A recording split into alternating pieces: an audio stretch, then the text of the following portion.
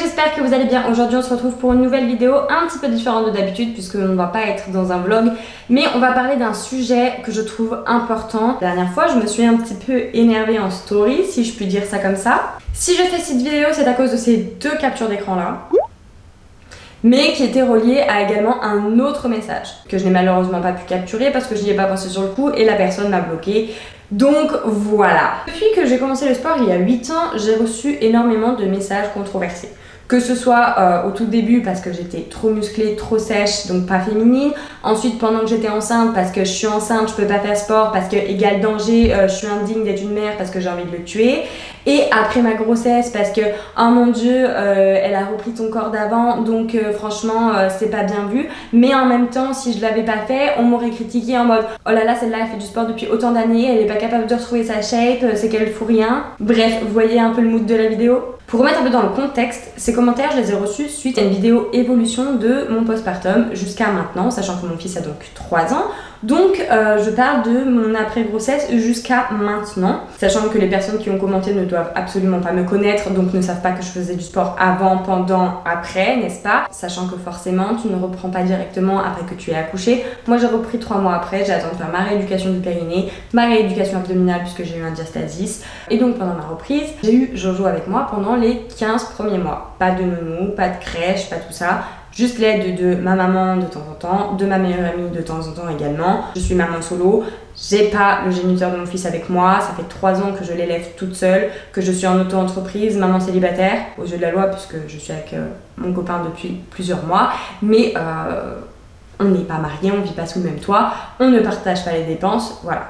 Le contexte est clairement mis maintenant. Je ne fais pas cette vidéo pour me justifier, mais plutôt pour éclaircir, plutôt vis-à-vis du sport, de la maternité, de tout ça. De la maternité, mais pas que finalement, de tout ce qui tourne autour du sport globalement et de l'implication de la femme dans le sport. Bien évidemment, je ne vais dénigrer personne, je ne suis là pour rabaisser personne, c'est mon point de vue sur certaines choses, c'est ma vision des choses, c'est l'éducation que je transmets à mon enfant. Maintenant, chacun est libre de faire ce qu'il veut. Je suis là pour ouvrir les yeux ou non, pour donner des tips, vous les prenez pas.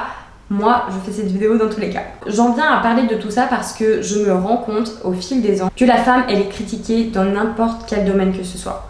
En termes de travail, en termes de sport, en termes de tout en fait finalement. Il y a un truc que je trouve ouf, c'est que si tu fais du sport quand t'es enceinte, c'est jugé comme mère parfaite parce que elle a le temps d'aller s'entraîner, elle a que ça à faire, machin. Mais d'un autre côté, si t'es une femme qui a des enfants mais qui ne fait pas de sport, on va dire de toute façon cette nana se néglige, elle veut pas prendre soin d'elle. Au travail c'est la même chose. Une mère qui a un enfant, si elle va travailler, on va la considérer comme indigne puisque de toute manière elle va pas élever son enfant à plein temps sans arrêt. Par contre, si c'est une maman qui a des enfants et qui a décidé de ne pas travailler, on va dire que de toute manière elle va profiter des allocations et qu'elle ne va rien faire. Et donc c'est mal vu également. Quand tu as retrouvé ta shape postpartum parce que c'est ton métier ou pas ton métier d'ailleurs, tu as des nanas qui sont plus fines après avoir accouché qu'avant d'être enceinte. J'ai l'exemple parfait, ma meilleure amie. Par contre, si tu ne retrouves pas ta shape, c'est comme je vous disais, et ben du coup tu vas être jugée. Donc dans tous les cas, ce que la femme fait, il y aura toujours des gens pas contents. Et là je parle de la femme parce que je parle de mon contexte. Un homme peut très bien ressentir la même chose, je ne mets absolument pas ça en cause, moi je parle en fonction de moi, de ma personne. Donc d'après les gens en fait, j'ai l'impression que l'image de la mère qu'ils ont, c'est une mère mal habillée, mal coiffée, qui est tout le temps submergée. Alors c'est le cas, plein de fois. A contrario, si tu essayes de organiser ta vie, d'avoir un rythme, un équilibre, et que du coup tu arrives à faire en sorte de te coiffer, t'habiller, faire du sport, travailler, machin, ça ne va pas aller. Parce que tu seras considérée comme la mère parfaite. Mais du coup, c'est tourné de façon négative. Être une mère parfaite, c'est pas bien.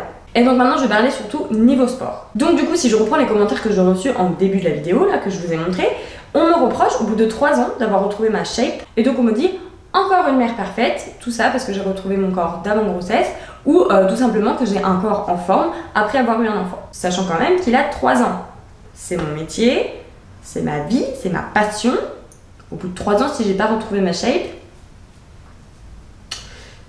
je vais me poser des questions sur la gestion de mes entraînements. Je vais pas vous le cacher quand même. Sachant que cette personne ne prend pas en compte non plus les différents facteurs que moi ou n'importe quelle autre femme va mettre en place. Et d'ailleurs, on m'a limite traité de menteuse en me disant que j'étais pas mère solo. Mais tout ça parce que pour toi, ça te paraît impossible, pour les autres, ça peut pas être le cas. Et pour refaire un petit topo quand même pour le sport, il faut quand même certaines bases, certaines choses pour que dans le temps tu perdures, que ce soit organisation, discipline, persévérance, patience. Et pour moi, tout est question de priorité. Si tu ne mets pas de créneau défini dans ta journée, tu feras jamais de sport. Si tu te dis oh bah je verrai si j'ai le temps, t'en trouveras pas. Tu combleras ton temps libre par d'autres choses. Il y a une chose que je trouve fondamentale, c'est que personne n'a le temps, mais on choisit d'avoir le temps.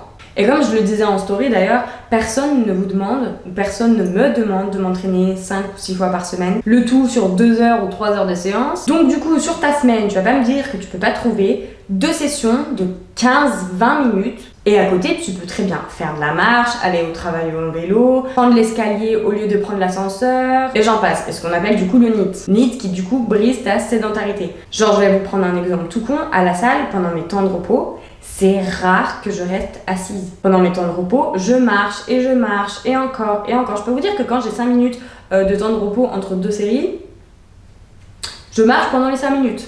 Il y a vraiment que quand si je suis en maxi PLS et que j'en peux plus, que je ne marche pas. Tu veux gagner du temps chaque jour?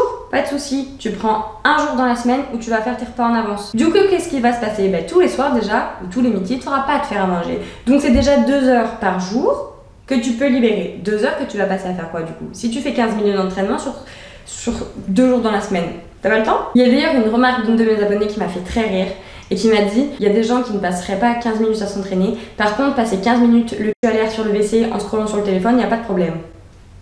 On choisit ses priorités. On vous demande pas d'être parfait, je me demande pas d'être parfaite. Exemple tout bête, je préfère laisser mon linge qui est sec sur l'étendage traîner 2 jours plutôt que de faire toute ma maison et que tous les jours elle soit archi propre, parce que déjà émotionnellement, psychologiquement c'est horrible, parce que ça fout une pression de ouf. Donc je préfère mon étendage qui traîne plutôt que de ne pas m'entraîner. Encore une fois, il s'agit de savoir où est-ce que vous avez envie de mettre votre temps principal. Donc, après l'excuse du temps, on a l'excuse de l'argent. Ce que je peux totalement concevoir, quand j'ai commencé la muscu, j'avais pas un rond les gars. Donc c'est vrai que la salle, ça coûte cher. Tout dépend en plus où vous êtes. Et c'est pareil, avoir du matos chez soi, c'est un investissement. On peut trouver des bonnes affaires sur le Bon Coin par exemple. Il y a beaucoup de gens qui vont acheter du matos pendant le confinement, qui le revendent maintenant. Mais sinon, vous pouvez très bien faire des circuits au poids du corps, c'est totalement faisable. Si vous avez seulement cette possibilité-là, vous devez simplement vous dire que non, vous ne finirez pas bikini à Olympia. T'as 5 €, tu prends un élastique à Décathlon. Tu peux faire tous les exercices du corps avec ça. Et puis si t'as vraiment envie de mettre 0 effort, 0 volonté, ben je vais te dire marche, cours, va nager au lac, va faire une randonnée. Je suis désolée mais c'est pas payant. Les 4 premiers mois quand j'ai commencé il y a 8 ans à m'entraîner, je m'entraînais chez moi, sans matos. Après j'avais une petite kettlebell, une petite paire d'haltères, élastique. Au fur et à mesure. Au début j'ai commencé au poids du corps. Et c'est moi qui ai choisi d'acheter des poids parce que j'avais envie d'aller plus loin. Et comme je vous l'ai dit, j'avais pas un rond à cette époque. Pour vous dire, j'habitais dans une dépendance qui était un grenier. J'avais pas de chauffage, j'avais pas d'eau courante. Mais est-ce que j'ai pris l'excuse de ça pour pas m'y mettre? Non, je l'ai fait et 8 ans après, je suis toujours là. Et si je prends des exemples autres que moi, j'ai des nanas en coaching qui ont des enfants, parfois jusqu'à 3 enfants, qui bossent à temps plein et qui pourtant s'entraînent 5 à 6 fois par semaine. Expliquez-moi dans ce cas-là, même ces femmes-là, mais je respecte tellement, parce que déjà avec un enfant, je trouve que c'est compliqué. Avec 2 enfants, avec 3 enfants, elles peuvent, mais vous non. Alors bien évidemment, je dis pas que c'est facile, parce que ce serait vous mentir. Ça va vous demander de l'organisation, de la rigueur, de la discipline, de faire des concessions et d'avoir de la patience. Qu'on soit qu'on n'a pas tous la même vie, qu'on n'a pas tous la même organisation, les mêmes objectifs et impératifs. On vous demande pas d'être le prochain Usain Bolt, ni même le prochain Schwarzy, mais juste ne venez pas rager sur les gens qui sortent les doigts des fesses. Tu choisis de ne pas faire comme moi, ok, moi il n'y a pas de problème. Moi je m'occupe de ma vie, mais ne viens pas en fait m'embêter avec ça. Ne viens pas m'envoyer ta frustration parce que toi tu fais les mauvais choix. Ce que j'aurais envie de vous dire encore, c'est que chacun fait ce qu'il veut de sa vie. Et tout ce qui compte, c'est qu'en fait vous soyez en adéquation avec ça. Si c'est pas le cas, trouvez une solution. Il y a toujours des solutions. Et s'il n'y a pas de solution, c'est qu'il n'y a pas de problème. Quoi que vous fassiez de toute manière, vous serez toujours critiqué, n'oubliez pas ça. Donc faites ce que vous aimez, faites-le au mieux que vous pouvez et cœur sur vous. Et sur ces belles paroles, je vous laisse, je vous dis à bientôt, je vous fais des bisous.